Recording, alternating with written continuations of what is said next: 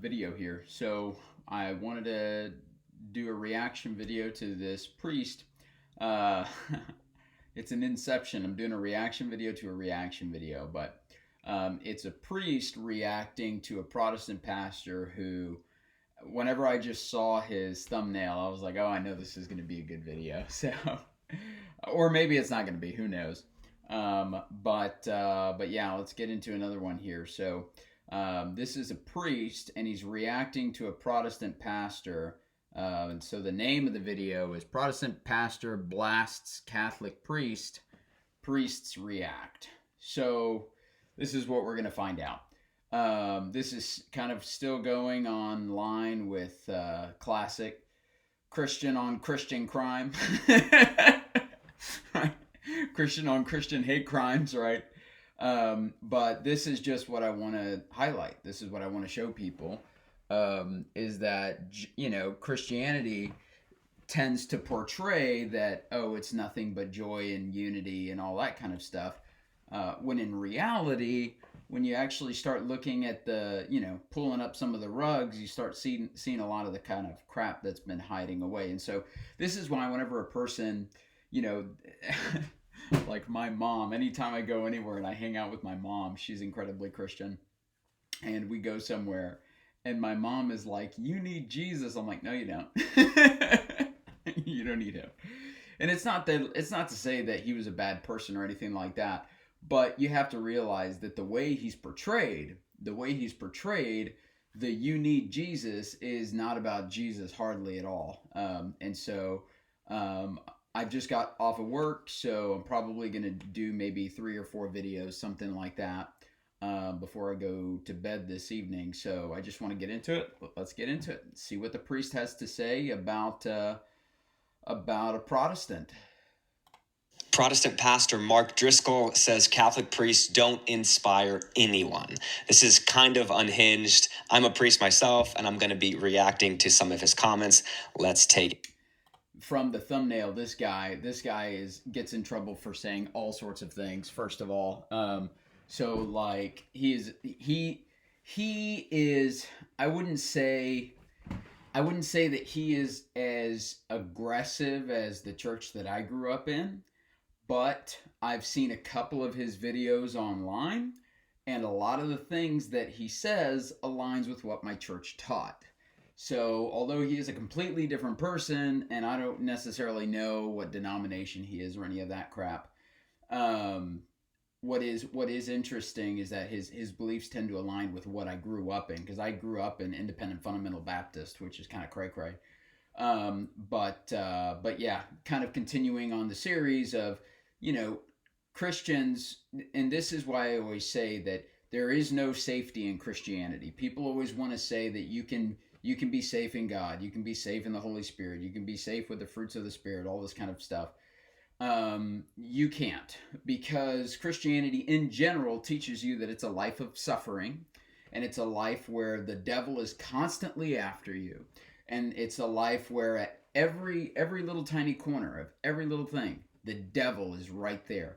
And so it's hard to relax when the Bible actively tells you to be vigilant, right?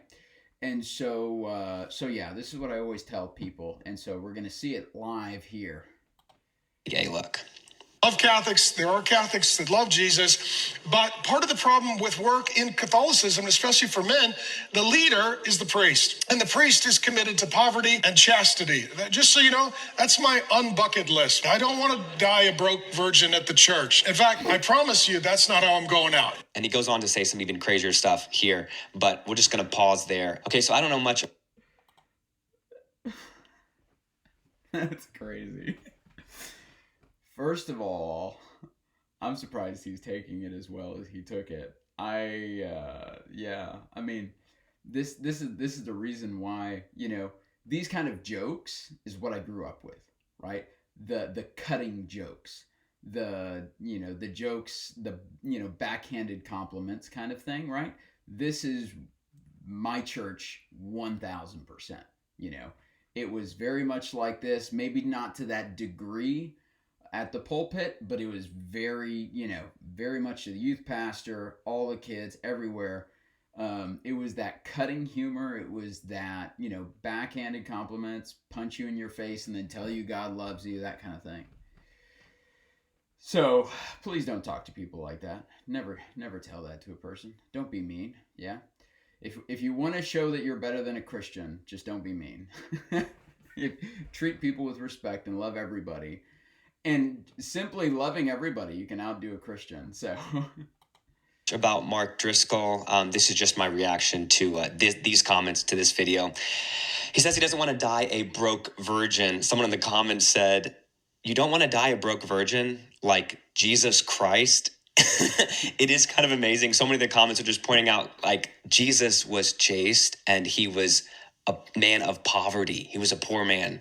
It would be horrible to be just like Jesus. Honestly, Jesus, John the Baptist, St. Paul, St. Joseph, these were all men who were living celibacy.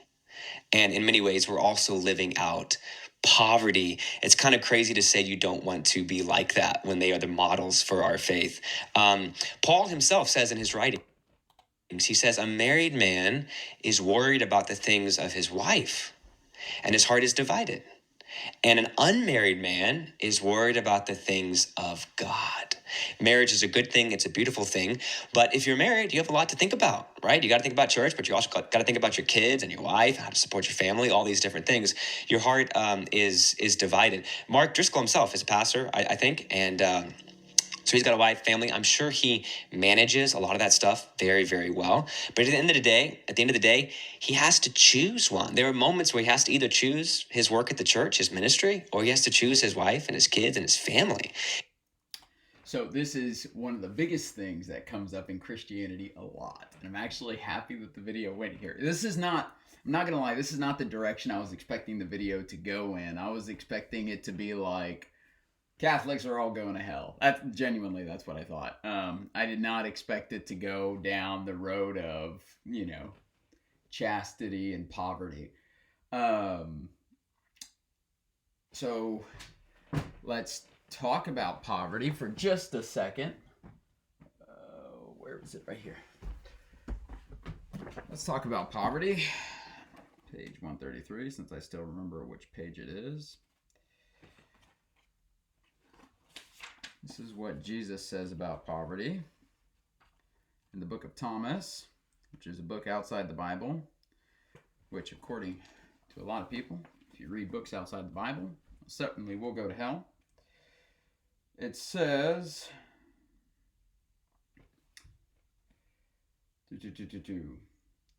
when you know yourselves, then you will be known, and you will understand that you are children of the living Father. But if you do not know yourselves, then you dwell in poverty, and you are poverty.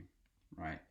So this is right after where Jesus says that if they say that the kingdom of heaven is in the skies, then the birds will precede you. If the kingdom of heaven is in the ocean, then the fish will precede you. But this is my biggest problem with Christianity in general, is that this kind of doctrine, this kind of ideology, teaches poverty. It teaches poverty, okay? And it teaches that there is honor in poverty, okay? I can't tell you, I'm a businessman. I can't tell you how many of my businesses have failed because of psychological belief systems that I had that I was accidentally self-sabotaging everything that I did, right? And here's the reality of the situation. We'll just kind of go down memory lane for you. Christianity teaches a lot that, and not big Christianity, because this is where people tend to like, oh, Christianity doesn't teach that. No, the little town churches do. Here he just clearly said that you want to be like Christ, and Christ was celibate and poor. Well, okay, I don't want to be celibate and poor, so then I don't want to be like Christ. It's as simple as that, right? But in the church that I grew up in, there was just such a not a hatred toward rich people, but basically what was preached on very, very often was that if you were a rich person, then it was your duty to give a lot of money to the church. And I know I'm like grossly misrepresenting that. But you know, anytime there was a rich person in the church, you could almost expect my pastor to preach that you know, it is easier for a camel to pass through the eye of a needle than it is for a rich man to enter the kingdom of heaven, and to preach on the widow's mite, and all this kind of thing, and so yeah, and then whenever the rich man said, okay, you know what, I'm going to go ahead and get rid of my money, the church is like, well, give it to us, you know. But no, this ideology really stunted me for the longest time, because what would happen is, psychologically, I had associated rich people with basically evil, right? The Bible says that the love of money is the root of all evil. And whenever I started walking away from Christianity, I actually started doing significantly better in life. But I still self-sabotage myself all the time. Why? Because deep down, I didn't want to be evil, right? And so anytime I would have an amount of money that I deemed was enough for me, I would either sabotage myself by telling my clients that I would do jobs for less than I would typically charge, or I would tell my clients that you know, I wasn't available, or I would go and take a vacation, or I would go and do this thing, or I would go and spend this money, and I would get back to the point to where I didn't have what in my mind I seemed as a lot of money, and then in that, I would be back in my comfort zone. I don't know if you guys ever listen to any of Tony Robbins's kind of, Tony Robbins kind of motivational stuff, but he talks a lot about your internal thermostat, and your internal thermostat is a brilliant way. I do, you know, a lot of repairs and stuff. Well, I did. I don't do that now, but growing up, I was a contractor. And so a thermostat was kind of like a perfect way for my understanding, the way my mind worked at the time, or I guess technically still works, right? But basically, anytime I hit a threshold of an amount of money that I would deem, okay, this is kind of getting close to being evil, I don't want to love money, I would be pressured. And if I was going to a church, they would actively pressure me to give large amounts and to make these massive donations to the church, because God is going to restore it to me, all this kind of crap, right? He never did, right? I would make these large $3,000, $4,000, $7,000 donations to the church. Never got that money back. What ended up happening was I had to work my ass off to get that money back, and you know, and then I got to see that the church used my money to go buy a new set of bleachers. I told them that I wanted the money to go to missionary work, to go feed people, to go help people. And then the next thing you know, there's brand new bleachers in a gymnasium. You know, just frustrating, really frustrating things. And so yeah, you know, I completely understand the idea, but in general, the teaching of poverty and celibacy stunts you as a human being in general, then it helps. Now, with celibacy, if you think that celibacy and poverty is your divine connection to God, look, I'm not a person who doesn't believe in God, okay? I'm not atheist. But at the same time, I do clearly recognize all the damage that happens inside of Christianity and all of the stupidities that exist inside of Christianity. And so it's simple as this, you know, does God exist? Sure, God exists.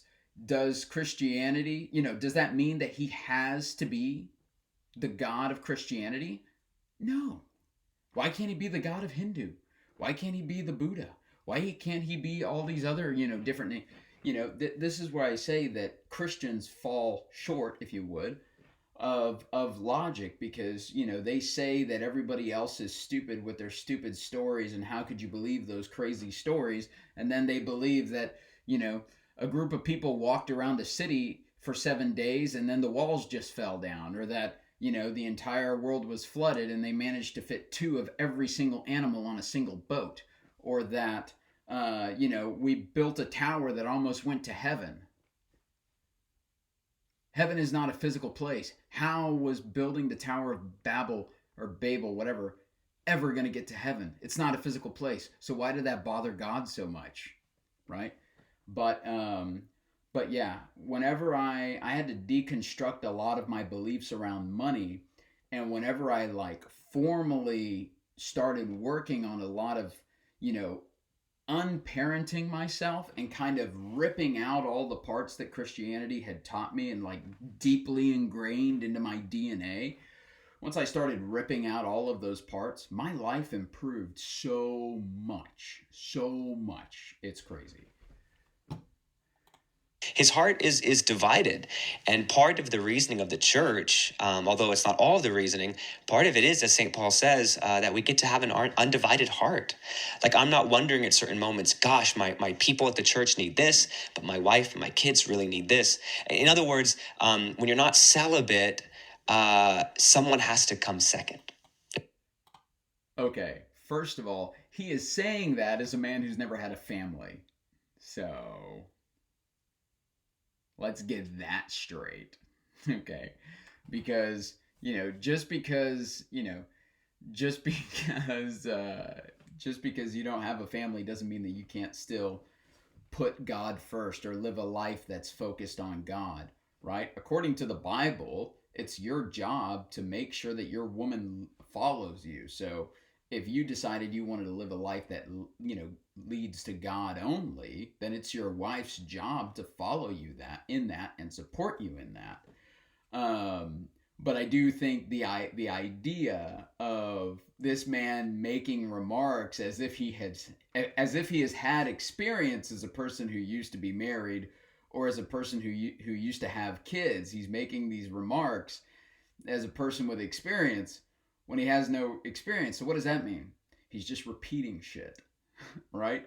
So these arguments have come up before in the past, and this is exactly what other people have told him before as to the most logical reason as to why he's to remain celibate. And, in response, this is exactly what he's doing. He's just parroting back information. He's not speaking from experience here. He's not speaking from lived experience. He's speaking from, ideologies, right? Is the way I've heard it described. Somebody has to come second at certain moments. For me, the church and my people there can always come first. My ministry can always be my focus. Jesus himself says, some choose celibacy for the sake of the kingdom. What kingdom? Not the earthly kingdom, but the kingdom of God. In other words, celibacy is supposed to turn the hearts of people around you to the heavenly kingdom. Jesus says that the heavenly kingdom is within you and it is outside of you. So to his, just a quick rebuttal to the heavenly kingdom is away from us. No, it's not. If you believe that it's away from us, then just like the Bible, not like the Bible, but the book of Thomas says, if you believe that, the kingdom of heaven is in the skies, then the birds will precede you.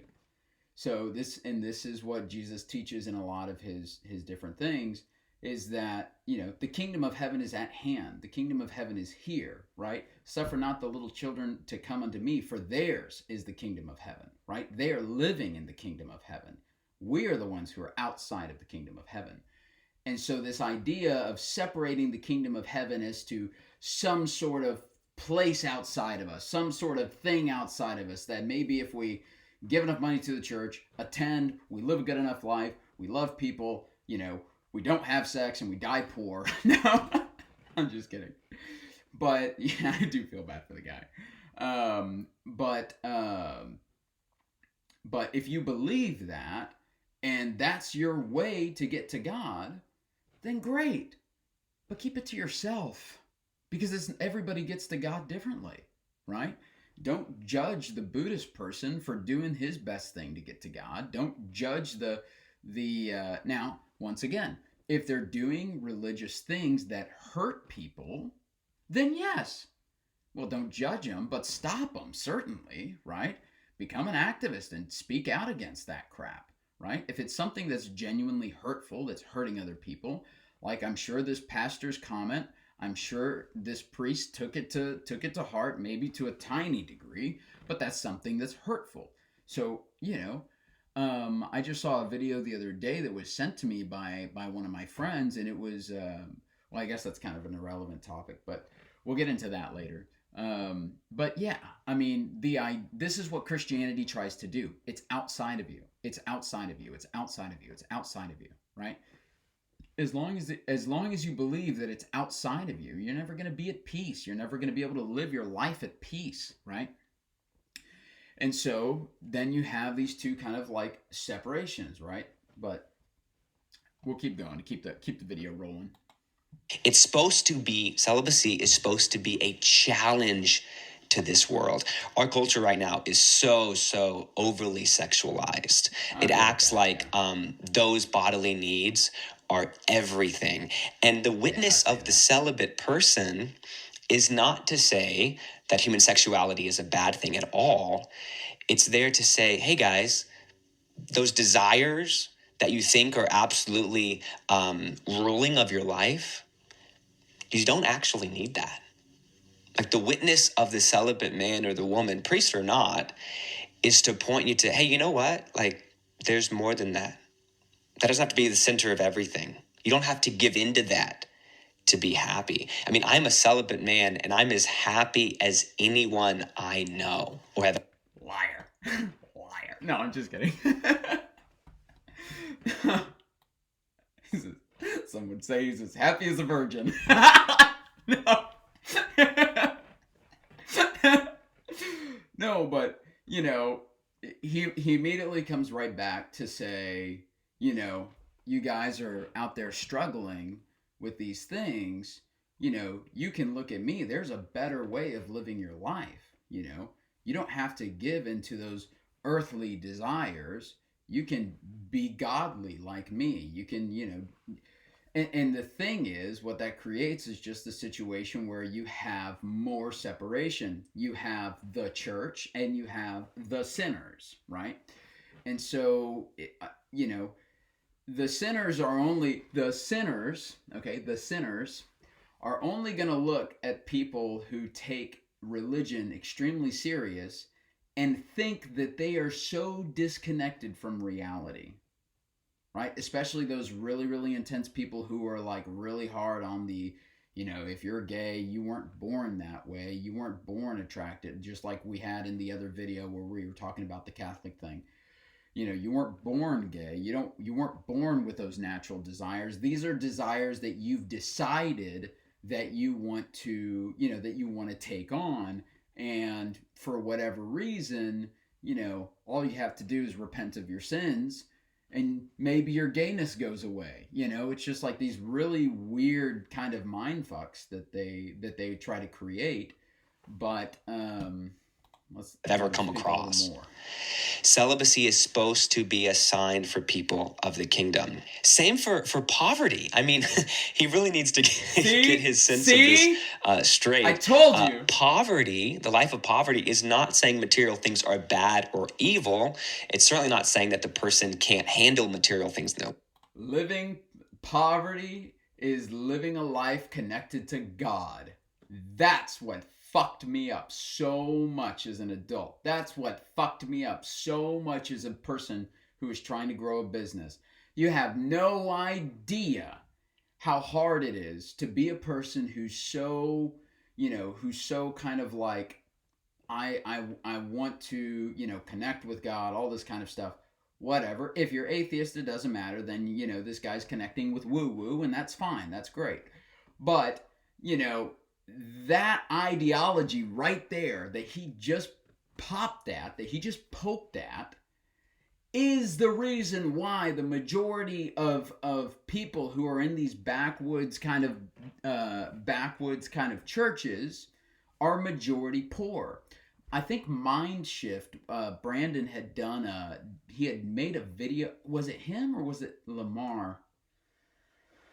I don't remember, but there was one of those videos where they had brought out that the Bible Belt of the United States was one of the poorest parts of the country, was one of the most illiterate parts of the country, was one of the most health, had the most health issues part of the country, was one of the parts of the country that was least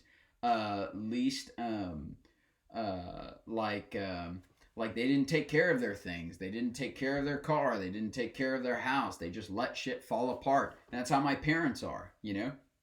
My dad, he's got a transmission. He's got a car that's got a CVT transmission, continuously variable transmission. It's got that metal belt inside the transmission.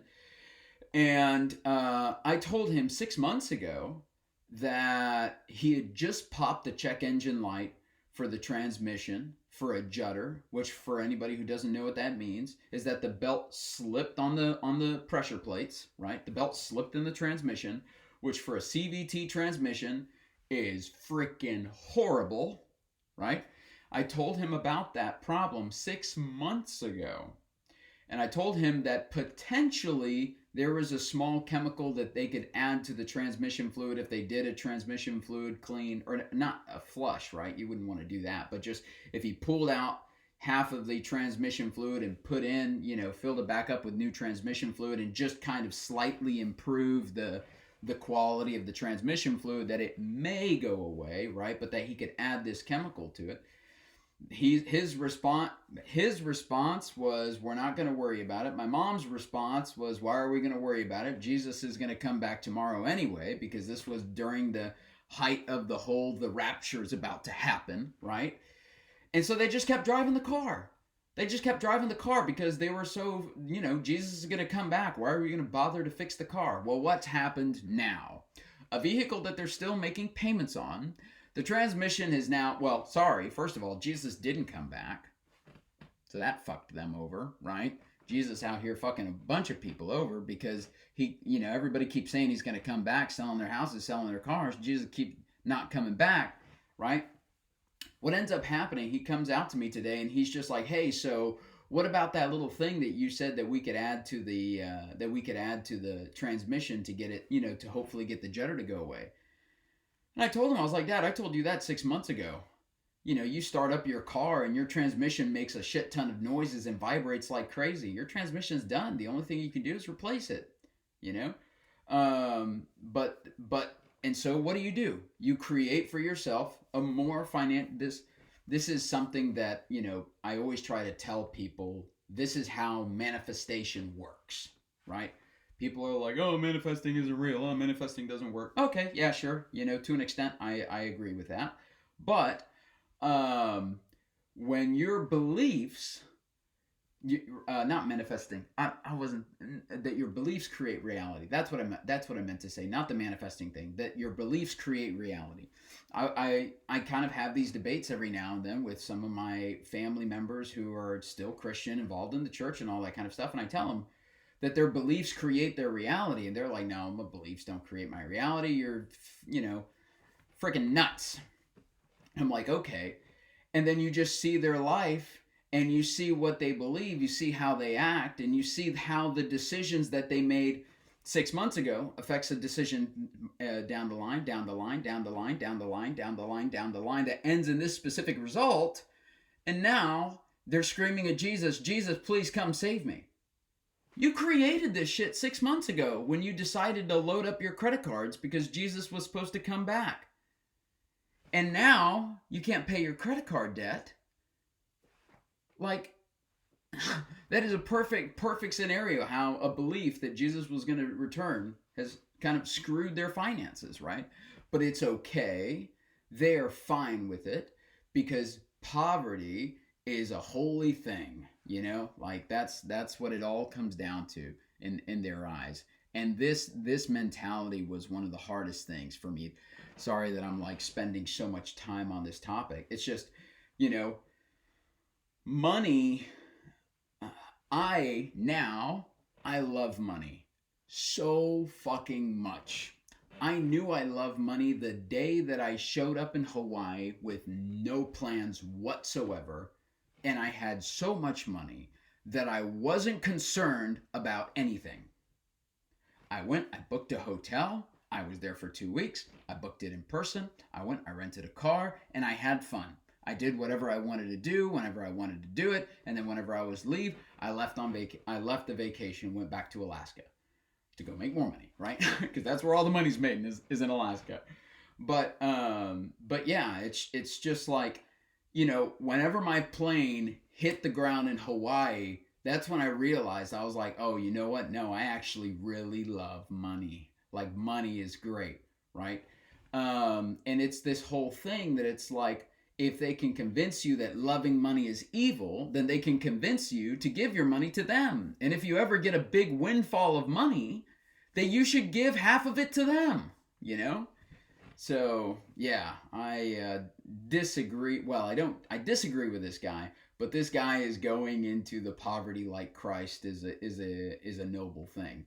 It's not. It's not. I'm sorry. Being celibate is not noble. Being poor is not noble. Okay. If these things happen to you, it's unfortunate. I've been broke 5 times in my life because I've started about 10 companies, and out of those 10 companies, only 3 of them ever worked to the point to where I could actually make money, right? So I know what it's like to wake up with a negative $5,000 balance in the bank. But this whole idea of the money thing, I'm so passionate about, because I'm a businessman, and this one affected me the most, and to a degree still tends to touch me every now and then, especially whenever I start seeing numbers that I may be uncomfortable with.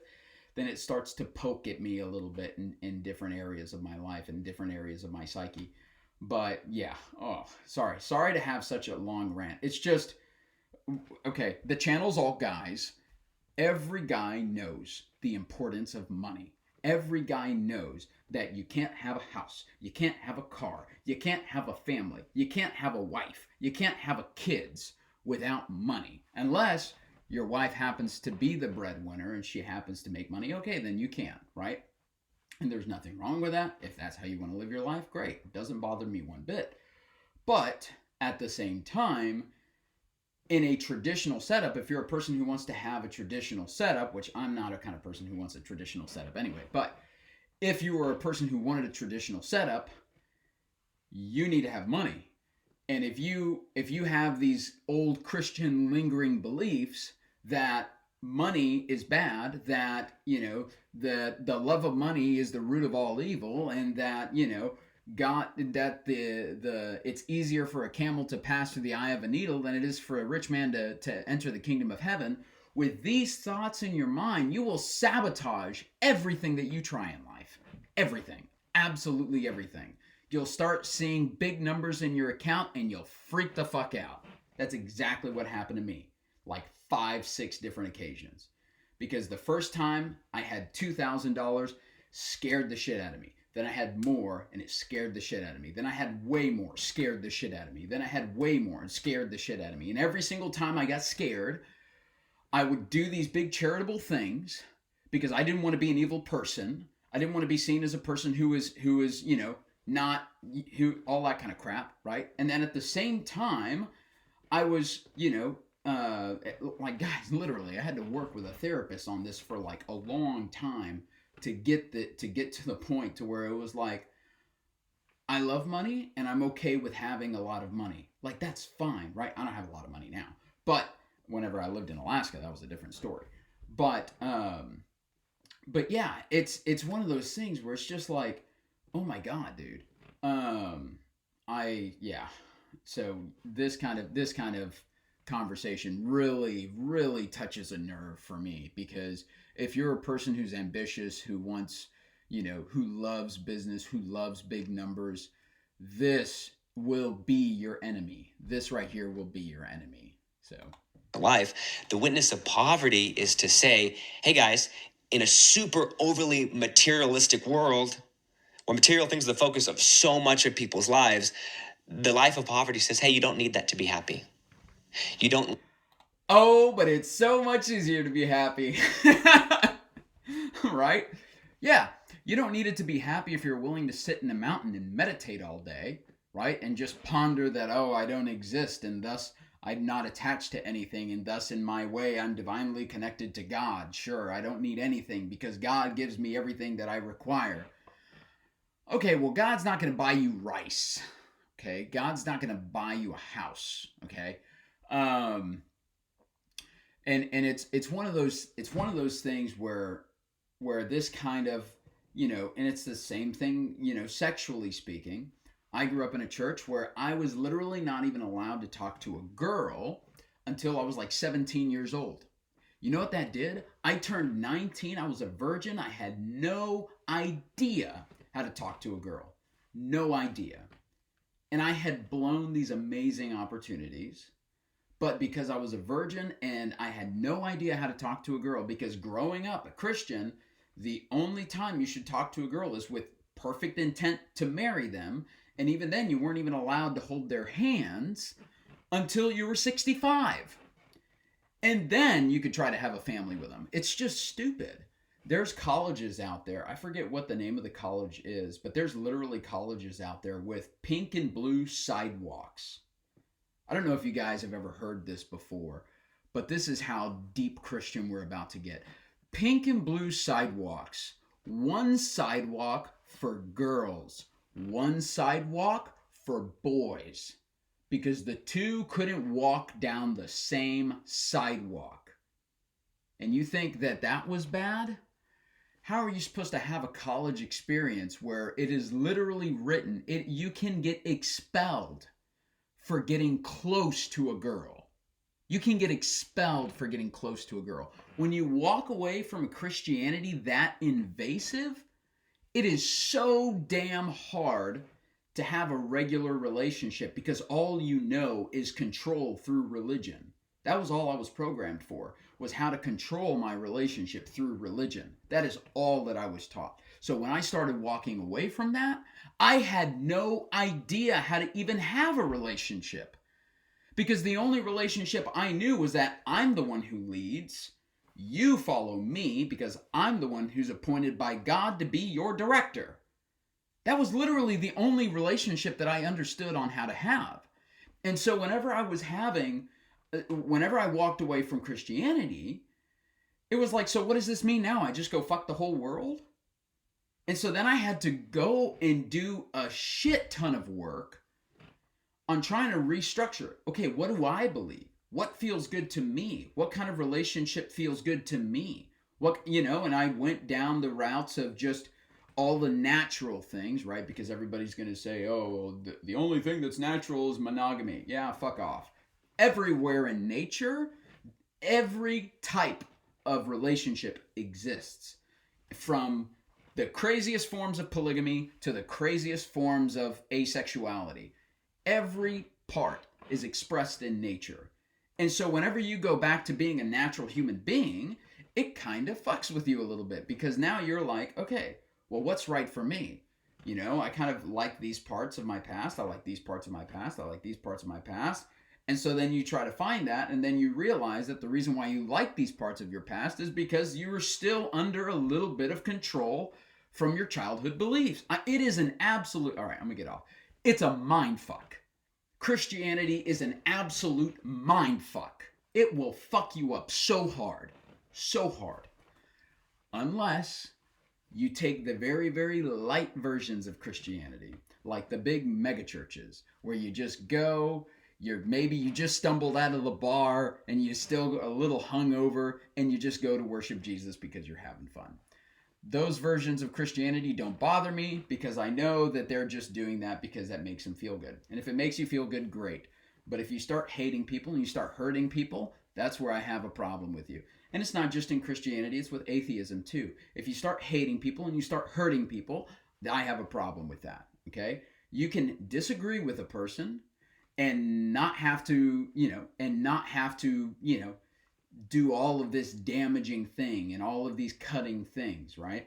Let's not stoop to the level of the Christians. No. Need to let that control you.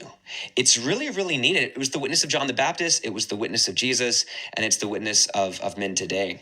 I would kind of say, if I could talk to Mark, I would say, do you want to look like the world? Do we want all Christians to look like the world? It's we fine. definitely want Christians who are in the world and are doing well materially and have wives and have kids. But do we want all of Christianity to look just like the world? And this is how we get into now you can't wear a black shirt that's got prints on it. Now you can't have tattoos. Now you have to have your hair cut a certain way. Now you can't have, if you want to express yourself through a different gender, now you can't do that.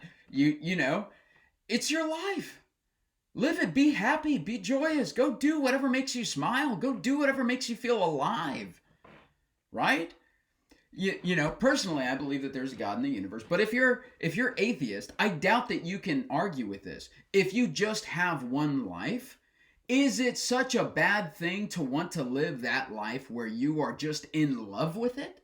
Is it such a bad thing to want to live a life where you feel expressed, where you feel like your entirety of your being is on display, and if somebody doesn't like it, then they can suck it? All right, all right, that's probably incredibly inappropriate. But still, right, to just be so bold in who you are, to not give a damn what people think, and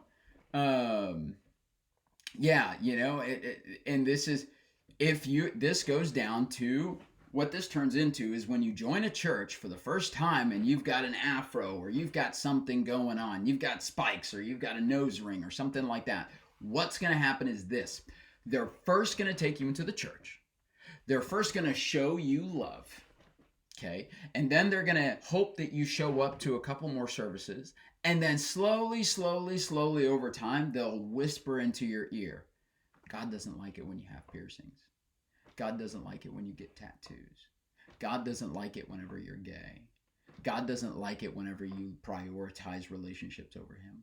God doesn't like it whenever you're focused on money. God doesn't like it whenever, whatever. They'll start whispering these little things in your ears. And then you start taking those things on. Slowly over time, you start to drink the Kool-Aid. And then you end up poor and celibate. No, I'm just kidding. I'm not gonna roast on this guy. I've got nothing against this guy, and I've got nothing against human beings. Look, I used to be a part of it, so I get it, The only reason why I got out of it is because my entire life fell apart, and then I decided I was going to take a hard look at it. That's the only thing that got me out of it. If my life wouldn't have fallen apart, then I probably, to this day, in some degree, in some fashion, would have still been a part of this. And so that's why I am compassionate to him. And I never judge a person for what they feel is the most, I do this because it makes me feel most connected to God. Okay, that's great. We all have our hobbies, right? I like to play tuba. Some people like pets and animals. Some people like to play chess. Okay, we all have our hobbies. But don't start forcing your hobby on me and telling me that I'm going to hell because your hobby is the only right hobby to have. Or do we want to at least have some people who are set aside to be a challenge to that, No, we don't. to kind of bring things back to a healthier place in the center? Let's listen to this next part. Within that, it doesn't bring the healthiest men, and it doesn't encourage and inspire men. Because if the leader he doesn't have a wife, he doesn't have kids, he doesn't own anything, he's not building anything, and he's not responsible for anyone, it's really hard to admire that guy. Okay, so he says Catholic priests are not building anything and not responsible for anyone. Okay, first of all, we're building the kingdom of God, right, which is not material. So don't act. This guy is so defensive. You can tell that he's taken some of this stuff to heart. I mean, let's just be real, right? The way that he's, his mannerisms, you can tell he's taken a bit of this to heart. And most likely after he finished recording this video, he even went and kind of continued to ponder it and continued to kind of convince himself in his mind that he was in the right in this entire situation. But this is the kind of stuff that breaks my heart is, watching somebody be stupid, because like I said, that pastor always says stupid shit. Watching somebody be stupid and it hurting another person, and then that person getting defensive and that defense mechanism only digging them deeper into something that is innately hurting them. It's sad to see. like because we're not building something in our family life personally or something like that we're not building anything. The kingdom of God actually is the greater goal of everything, and it's not of this world. But even more than that, he says priests aren't responsible for anyone. The first parish I was at, I was 25 years old, and there were 2 priests there, and we had 20,000 parishioners. So divided evenly, I was responsible for 10,000 souls, 10,000 people. It is really absurd to say that there wasn't a responsibility there. I'm responsible for hearing their confessions, for baptizing their children, for preparing them for marriage, for anointing them before they die, to prepare them for death, to bury their loved ones. I'm responsible for the salvation of their souls, for 10,000 people. I can't.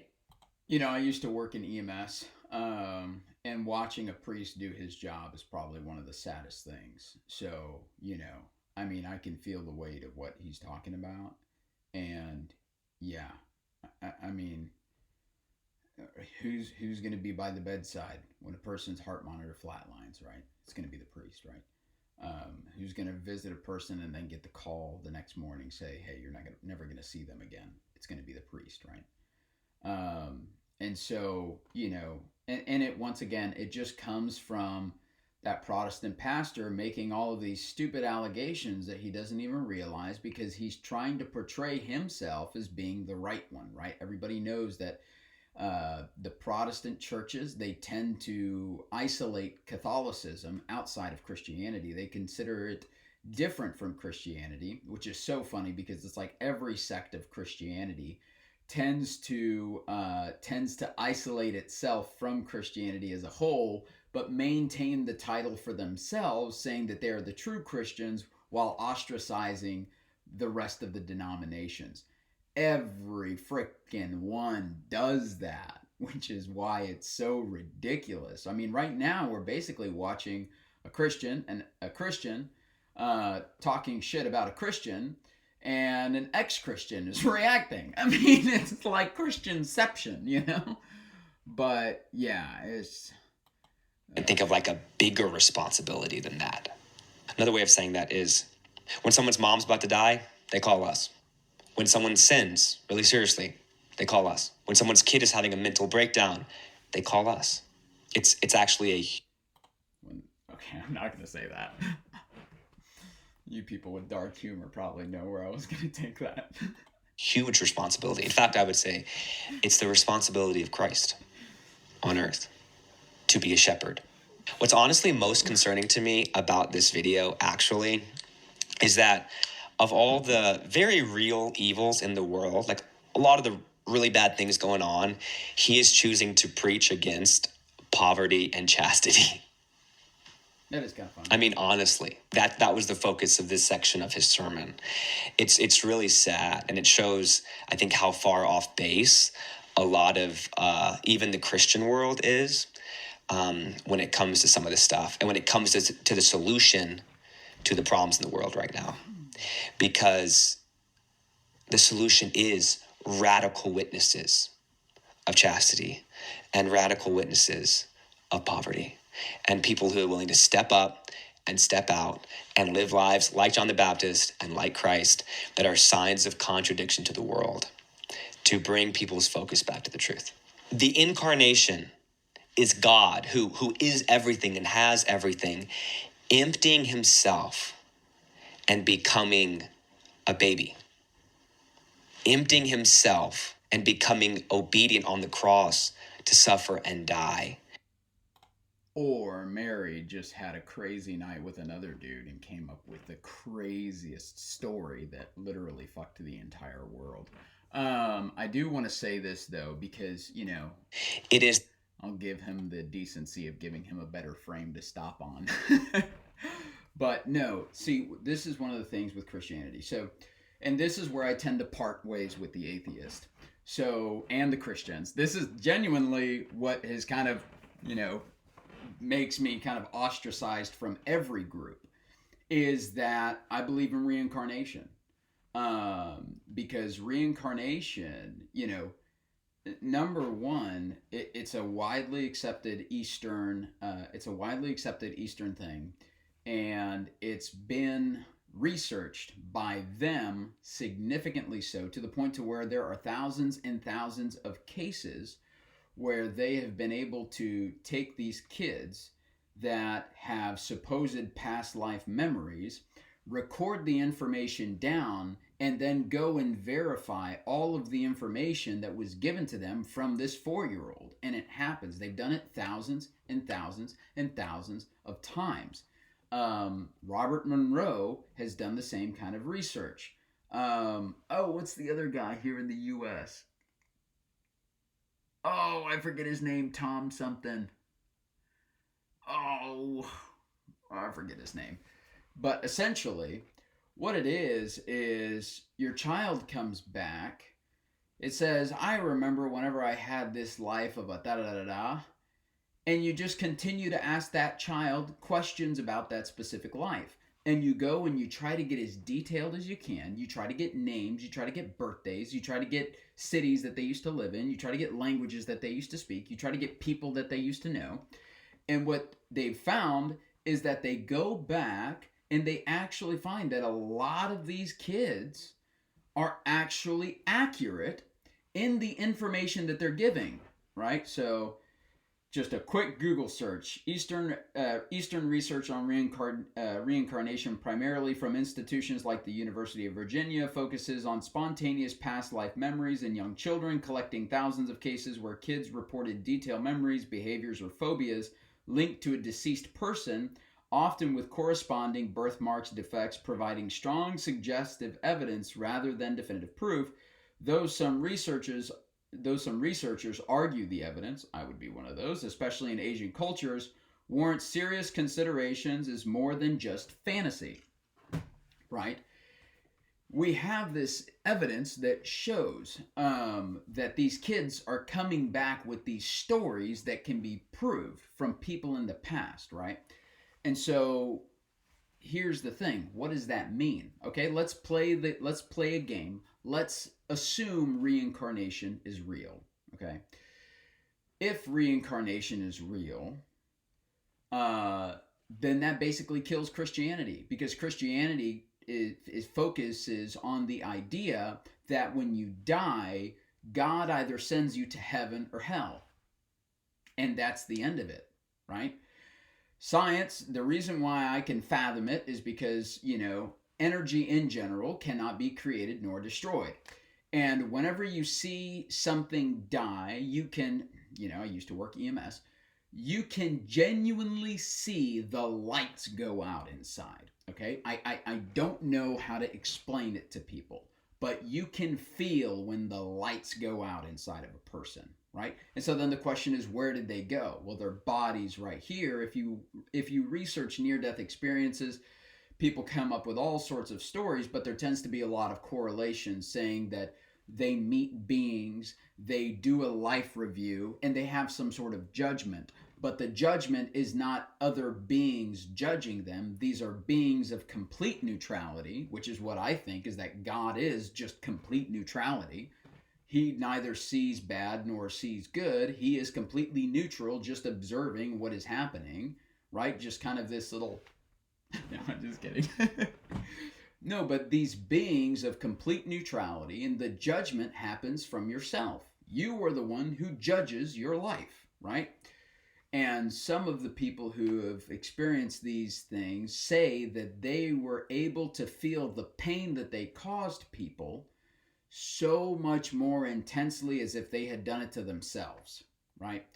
And so it's interesting. It's interesting.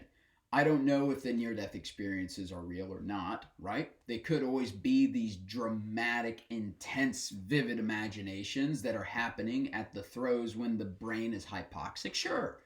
But at the same time, the reincarnation thing, the fact that these babies are getting so many, I had my perception of time absolutely fucked the other day. And when I say the other day, I mean, a few months ago. But, when they're giving, statistically speaking, one thing happens, cool.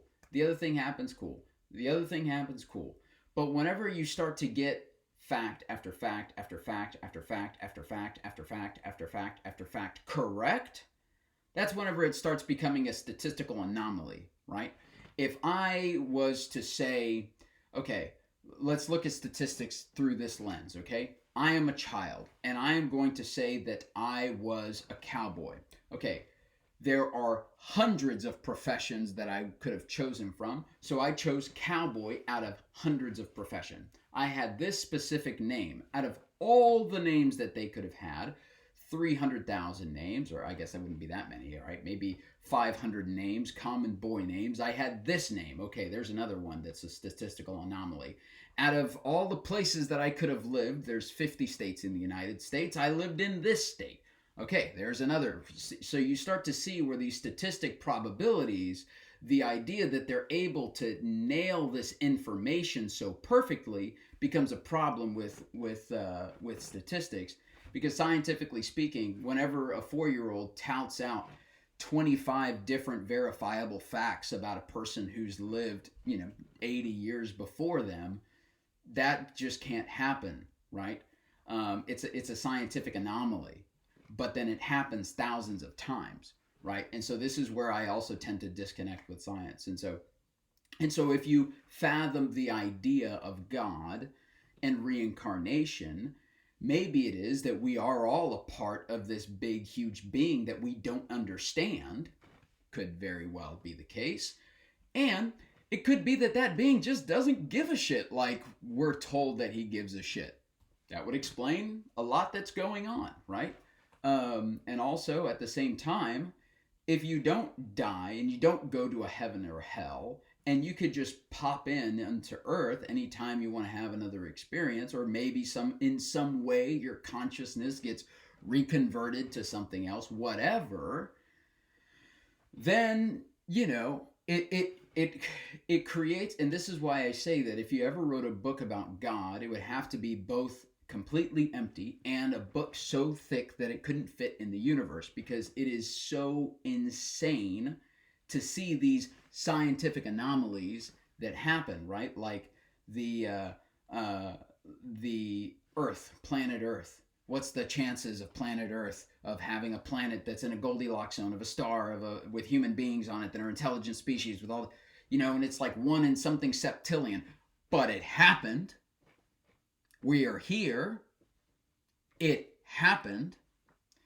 And so yeah, that's where I tend to separate with atheists and separate with Christians, is because, if you take on reincarnation, then you can frame God as a loving God in the reincarnation model, because then he can be framed as this loving father in the reincarnation model, right? And if the judgment, according to the near-death experiencers, is genuinely as they say, that it is just you judging yourself, then reincarnation becomes a game. And this just becomes an experience that we enjoy having because the universe may be boring. And this may be the only thing there is to do in all of consciousness. And so then we just say, okay, well, let's just sign up for another round of this shit, because it's either this or flowing off into space with nothing to do, right? Anyways, I'll get off my high horse. Is the deepest kind of poverty. That's what the incarnation was. The incarnation was the deepest kind of poverty. And it was a sign to us of how we're supposed to live. That's the way Jesus, God himself, chose to lead his people. And being a priest is becoming like Christ for your people. It's leading in that same way. Emptying yourself, becoming obedient so you can be a sign for others. It's becoming like Jesus. Not everyone is called to this, but we need to. It's becoming the Bible version of Jesus. We just need to clarify that. The Bible version of Jesus. Because as I started studying more about Jesus outside of the Bible, the more I realized that Christians do not know a damn thing if and on top of that, they have no interest in actually following what Jesus was teaching. So, at least some men to be like John the Baptist, to be like Jesus, to step up and to be signs of the deeper realities of life. Hope you found that helpful. Be sure to like.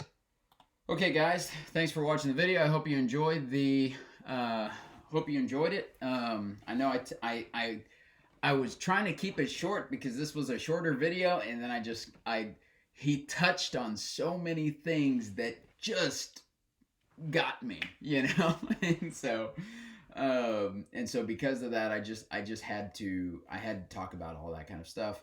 I had to bring it all out because this, you know, a lot of the things that he said about poverty, those freaked me up so bad as a businessman. And it's taken me 10 years in business to get to the point to where I can see whenever my old belief system is trying to sabotage what I genuinely want for myself. So if there's any business owners out there, if there's any businessmen out there, any entrepreneurs, any people who are grinding, putting all their dollars on the line to see if something happens, let me know down in the comments. I'd love to know how many people here are also business owners. And let me know what kind of business you own. I'd love to learn more about what you guys have, how big your organization is, how many employees you have working for you, or if you're a solopreneur, you know, let me know. I'd love to know. So, okay, thanks guys, and we'll see you in the next video, which is for me going to be in like 2 minutes after I take a small break. So, all right, see y'all.